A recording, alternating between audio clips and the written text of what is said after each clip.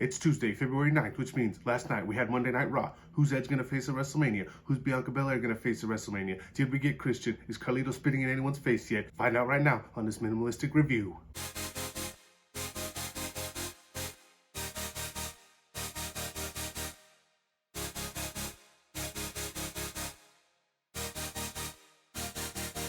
Shane McMahon starts off the show with Adam Pearce in the ring to announce that Drew McIntyre will be defending his WWE Championship in the Elimination Chamber match. For the next two Raws before the show, they'll be having qualifier matches in order to find out who the contestants will... Oh no? Oh, they already decided? Oh, they just picked random people? Oh, they're all WWE champions. Oh, okay. But how come they're in? They then announced the contestants, which will be Randy Orton, Jeff Hardy, Sheamus, AJ Styles, and The Miz. And of course, Drew McIntyre. I get that they're all former champions, but why not have qualifier matches at least to make it make sense? Shane leaves the ring after the huge announcement.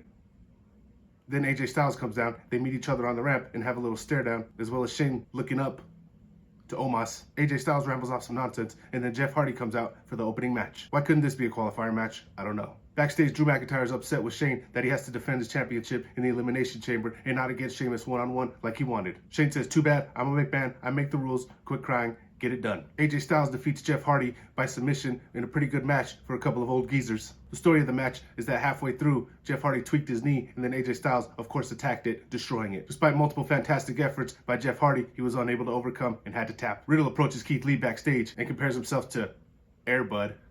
Get it? Air Bud. He's a stoner. Lee calls him out and says that he thinks the Hurt Business knocked some screws loose after all these weeks of continuously kicking Riddle's butt. Lee says he wants to go after the United States Championship. They're set for a match later in the night. Backstage now, Sheamus is upset that he doesn't get his one-on-one match against Drew McIntyre for the WWE Championship, and then asks Adam Pearce, is he not a draw? Well... Ali joins commentary next as the New Day take on Retribution in the form of T-Bar and Slapjack. He's really fired up, airing out his grievances about Kofi Kingston and the New Day being corporate puppets. He continuously yells orders in a very ridiculous tone to the men in the ring. In the end, the New Day pick up the win. Ali is irate with his Retribution brothers and berates them in the ring. As New Day are walking away, Xavier Woods continues his campaign to face Reckoning. Also, it's casually mentioned in the lower third that Lana will be facing Nia Jax in a tables match later, and also that Bianca Belair is in the house. Lacey Evans and Ric Flair come down to the ring and confirm that their relationship is strictly casual and professional, and they have their eyes set on the Raw Women's Championship. Charlotte comes down and tells Lacey Evans if she wants to get better, she should go to the Performance Center and not try to do crazy freaky things with her dad. The two go back and forth, which eventually leads to a match. The match is fine. It just shows that Lacey Evans is clearly not on Charlotte's level, and in the end, Charlotte loses her cool and gets disqualified by beating the heck out of Lacey Evans. Took about an hour and a half. We got our first DQ. Edge comes down to the ring next, says he wants to wait until after Elimination Chamber to decide who he wants to face, and also feels that his odds going against any man who comes out of it as the winner are good. Miz interrupts with Morrison and Angel Garza and says he's going to cash in if Edge wins at WrestleMania. Edge tells Miz they ain't the same. He's on a whole other level than the Miz, and he's not content with just being awesome because he did that 20 years ago. Ooh, burn.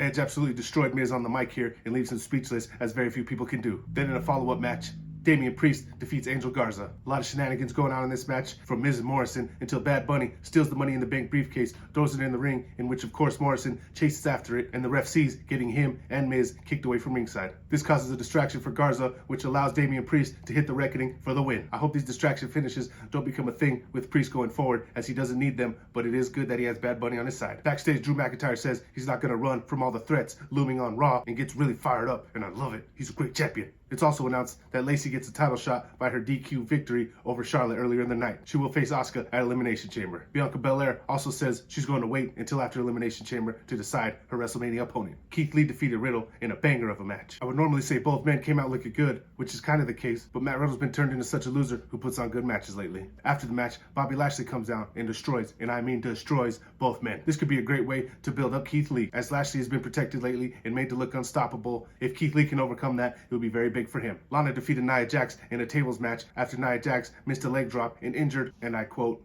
her hole, and then gets pushed into the table by Lana. Good for Lana. After the match, Shayna Baszler comes in and attacks Lana, in which Naomi then comes to her aid. Man, I can't wait till their tag team championship match so I can see Shayna Baszler and Naomi go at...